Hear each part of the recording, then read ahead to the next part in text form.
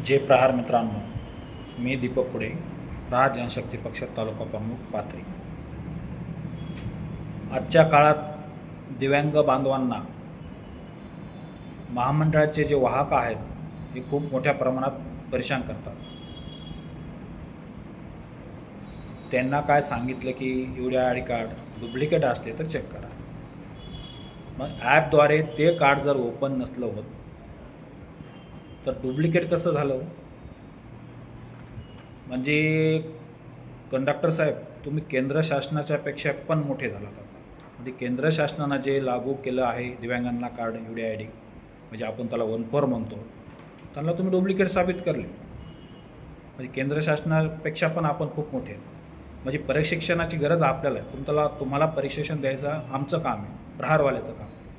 आम्ही देऊत ना, एक दिवस वेळ काढा, दिवस काढा, त्यावेळेस तुम्हाला आम्हाला फ्रीमध्ये देऊ आम्ही तुम्हाला. पण दिव्यांग लोकांना परेशान करू नका.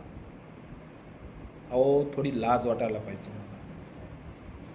तुमच्यासाठी आमचे बच्चू भाऊ मंत्रालयात भांडत होते की बाबा चालक वाहकला सर्व कर्मचाऱ्याला ज्या ए सीमध्ये बसून त्यांना पेमेंट जास्त आहे आणि आमच्या वाहक किंवा चालकला सर्वात कमी का पगार आहे, याच्यासाठी भांडतात.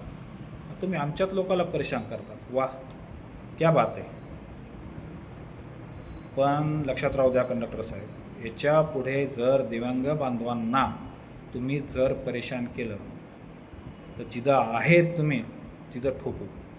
एवढं डुप्लिकेट आधार कार्ड घेऊन वयाचे वय वाढवून ती फ्रीमध्ये चालतात, त्यांचं तुम्ही स्कॅम करीन. हां कंडक्टर साहेब, खरं प्रशिक्षण तुम्हाला द्यायला पाहिजे. आता दिव्यांग बांधवांना पण एक विनंती करतो मी, ज्याच्यासोबत असा काही प्रॉब्लेम येईल त्यांनी त्वरित स्क्रीनवर जो नंबर देतो मी त्याच्यावर मला कॉल करावा.